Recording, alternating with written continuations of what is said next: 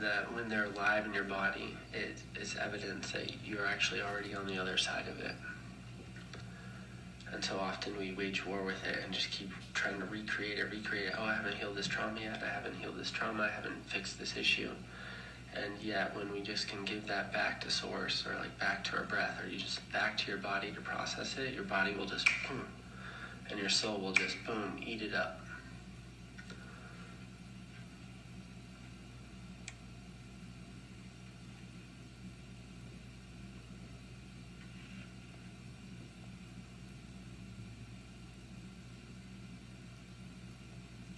Nice, lots of comments. Let's see. Or questions. I wanted to go back to that one. See the future. Or maybe we just hit that.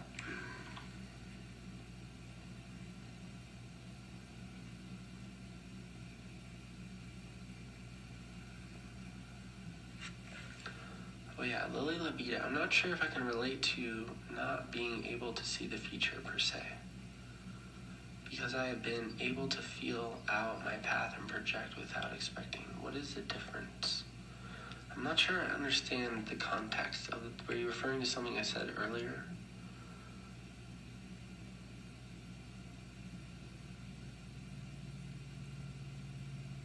Not sure if I can relate to not being able to see the future.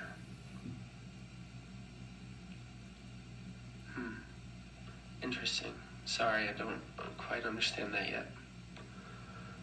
I had some really old experiences and thoughts come up from a total different stage and phase of my life. Is that a guide that I need to reflect more on that time or release something? It definitely can be. And yet,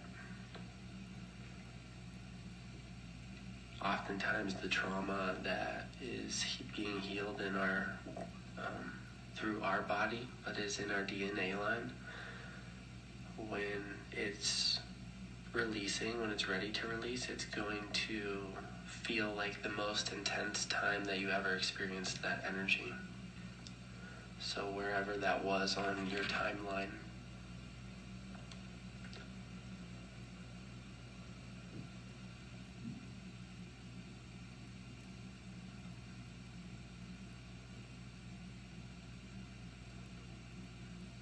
And also those times where we experience like the most insane amount of powerlessness. Just want to clarify, it's not just about releasing something, more so it's a part of yourself coming back. Like the most powerful, the most brilliant, the most creative parts of yourself coming back. And part of the evolution is just literally having the nervous system that's grounded enough to be able to hold that energy in its light, in its conscious form instead of its unconscious form. So oftentimes we have to hold things unconsciously in our body because our nervous systems aren't actually grounded enough to hold the conscious or light version of it.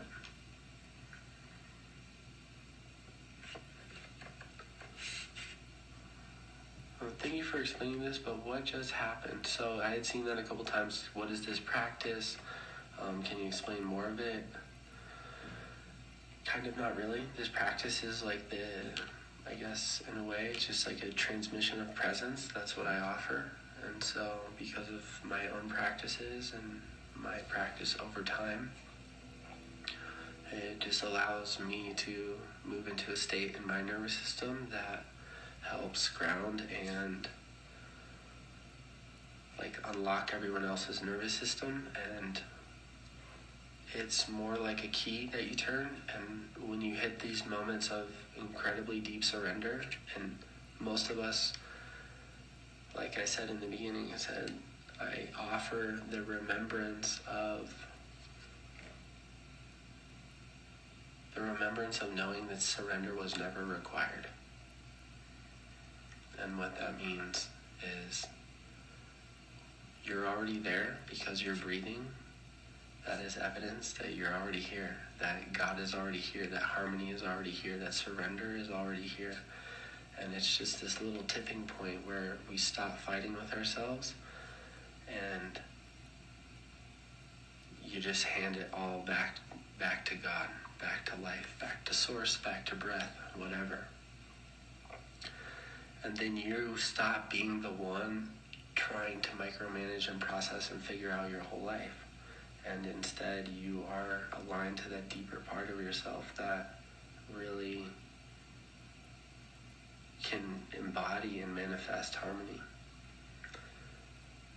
And so that's really the practice, is how deeply can you relax? And it's just like, you just practice over and over. I give it back to my, whatever I'm experiencing in my body, I give it back to my breath. I give it back to my to my body, to my soul, which already knows how to process this. And so often, or like, the way we practice that is 2 to 5 times a day. You stop and you pause, and you breathe and you relax and you fall into your breath. And then whatever's alive in your body, you hand it over. Like, I'm done fighting this. And if there is more of a fight left in your body, it means that you need to fight still, and you will fight until you are exhausted enough, or until the fight exhausts you into surrender. And that's the game that we're constantly playing, all the time.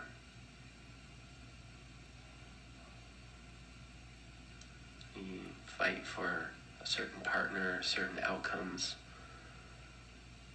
that the ego wants, because the ego says, well, when I get this thing, I'm going to feel safe. When I get this thing, I'm going to feel better. When I get on the other side of that, when I get this person, this amount of money, when I reach this stage of enlightenment, then I'm going to feel safe, then I'm going to feel better. And like I said in the beginning, life is so creative and mysterious that it is just always working all the time to destroy any of that inside of you, because it loves you too much for you. Like, you are loved too much to be playing in these small little games of perception inside of ego that says, like, I need to chase these things to feel better. And because you are loved that much, the universe desires for you to know yourself beyond all that.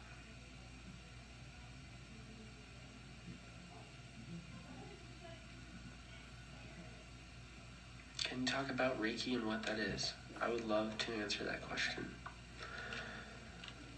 Because from the last live we did, we had a couple people reach out, I had a couple people reach out to me about Reiki and what is that and how does it work and why is it important. So real quickly, I'll just try to hit that. Reiki was one of the first tools I had. It was one of the first things that really transformed my life. And then I learned a lot more along the way. And all those things transformed me and helped me evolve and helped me get to this place where I am today, which is not to say that there's so much more for me to embody and evolve into. However, Reiki was really my foundation for that, and the reason being was because, or the way I like to talk about it recently, that really makes sense to me, is it feels elementary to me because it was so long ago, and it's exactly what I'm saying. When you practice something 2 to 5 times a day, you start to entrain into it. The content, whatever you're consuming, you're just going to start entraining to it. So if you're watching the fucking news every day, or even conspiracy stuff or whatever that's just based in fear, you just keep entraining to that.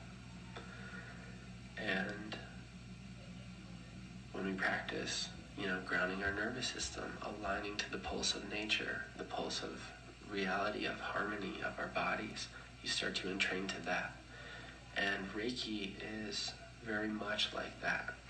It helps you open the channel and start channeling the pulse of life, the spirit. Reiki literally means the spirit of life, or spiritually guided life force. And so the more you practice it, the more you play with it, the more you do it with yourself, on yourself. You just begin to become it. And what's so powerful is over time, it literally becomes you, and you become it, and it helps you unlock your unique offering, to the world. But Reiki itself is very elementary. It's like in elementary school when you learn English, and you learn the syllables and the words. And from the words you learn the sentences, and the sentences make the paragraphs. And it's really hard at first. You have to think about it, and it's so new and so foreign. But by middle school, you can speak English without even having to think about it. And further on, you just become it. English is just there. You don't even have to think about it.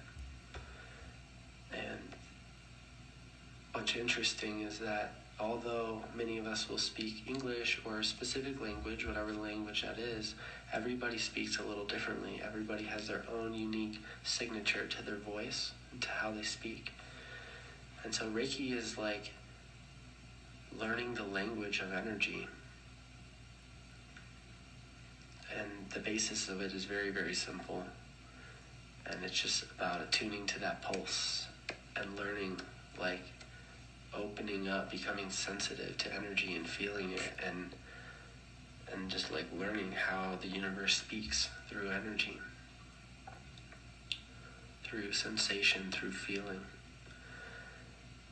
And yet, over time, the more you practice it, it's just second nature. It's you don't even think about it, and it's just there. And then over time, you become embodied with it. It literally brings forward your unique signature and helps your unique signature of your soul, literally radiate out of your skin into the world in your everyday life and your everyday choices. So as much as I feel sometimes that it's just elementary and basic, I still teach it because I know how profound it is for us to really, as a humanity, move towards, to just be able to understand and operate from this quantum level of energy. Does that answer the question? Thanks for sticking with me on that. Well, I have so many comments. I wish I could read them all. I wish I could address them all. I'm not sure how long I'm supposed to be on here, because I could just go forever, which is fine.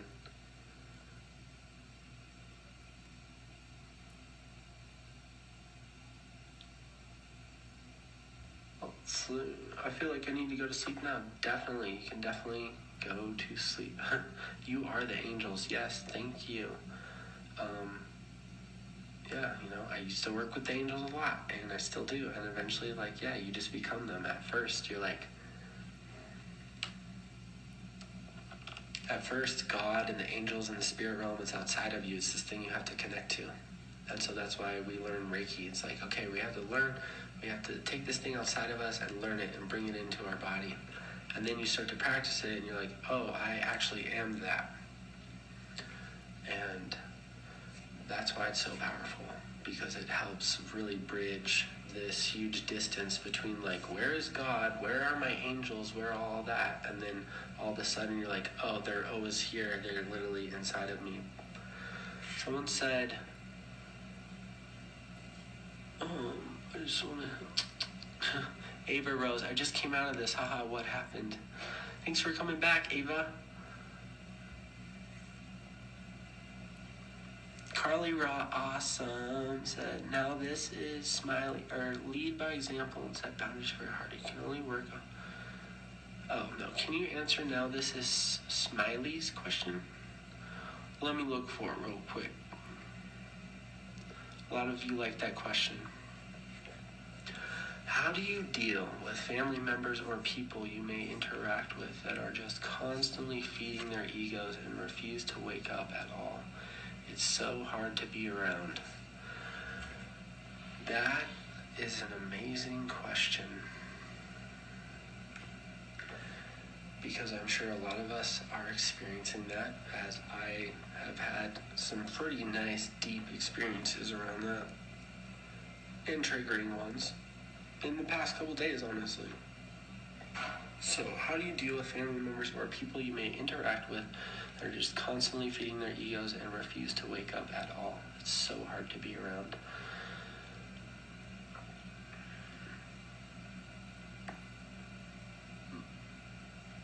Exactly what we just did for ourselves in the past 30 minutes, hour, whatever that practice we just did, that's also how, because that's how we unravel our own nervous system,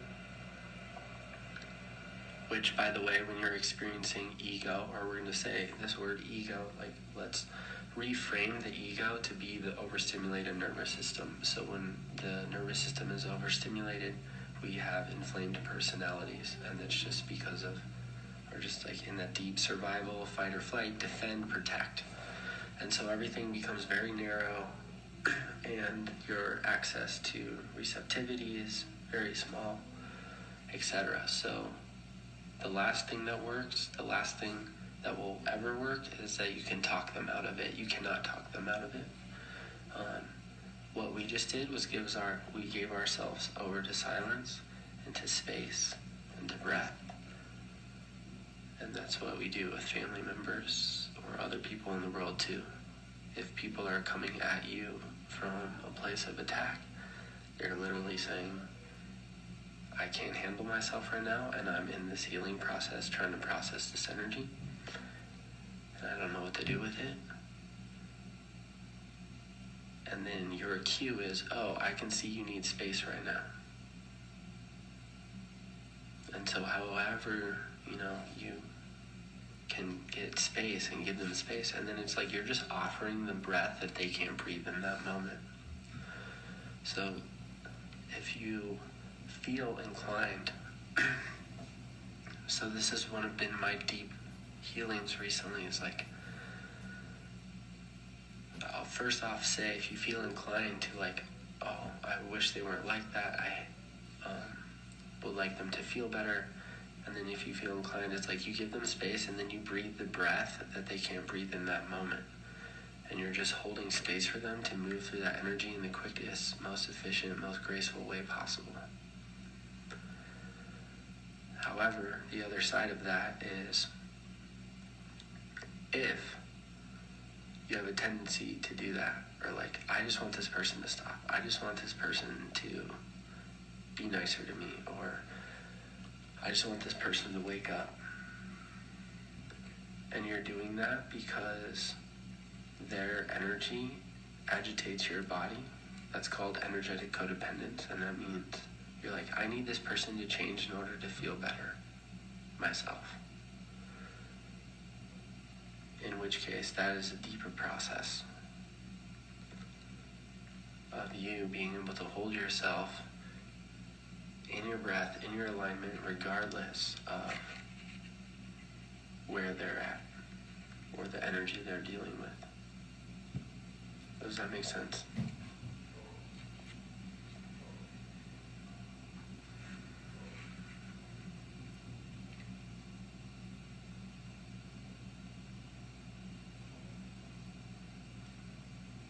Marcelago, it'll be here. I just didn't feel anything. I'm like, well, what?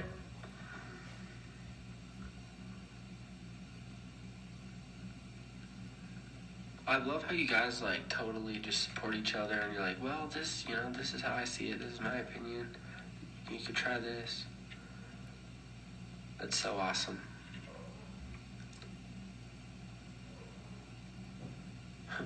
Okay, yes, but what if it's your romantic partner and it seems impossible? Well, you just took it a lot further. In a way, but the reality is it's actually the same. And I've been, literally everybody in my reality right now, all my close friends, almost everyone I know there is a huge process going on right now with codependency being stripped, like out of the field and redefined, realigned, and just on every level. So understand that codependency goes as deep as what I was just saying, of like, somebody doesn't feel good and I need them to feel better for me to feel good. That's where it starts. And that is always the power play that happens in our relationships, when it's just like, you don't feel good, I need you to feel good to feel better myself, or I need you to give me something to feel better if I don't feel good about myself. So when I say, people are like, oh, you should look at that. Well, you can't look at it to death. Like, you can't fix it if you're not ready, if your nervous system isn't ready or isn't there. Like, you can't wake up out of that just by intellectually knowing about it. You have to energetically process it. You have to actually take space from your partner to the point where you meet that point several times where you're like,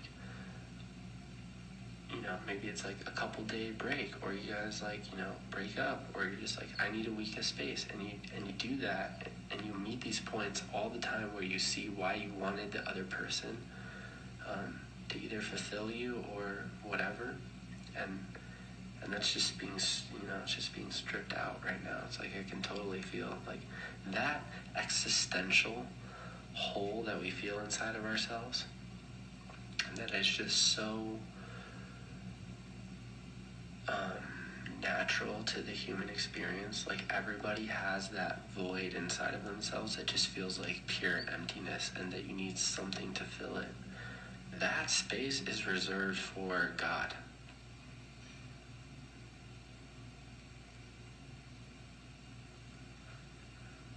That space is reserved for breath. That is the space in which processing happens. It's in that space, in that void.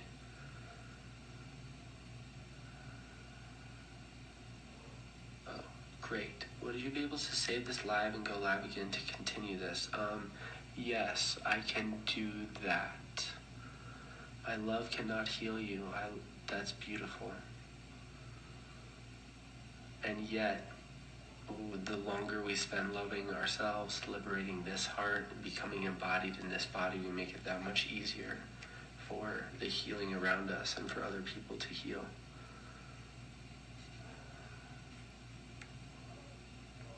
Okay, so I had a request to stop this live, save it, and then start another one, which is fine. I'll do that, or we can go into just answer a couple more questions. But I wanted to read this one question. How do you work through traumas that still hurt you? Like, how do you learn to move past them? How do you know when to feel them and sit with them? How long to, when do you know when to move on? All I have to say to that is, it's there until it's there, and it will let go of you when it's done. And so often when we're in that space of wanting it to go away, that's how you know you're not ready for it to go away.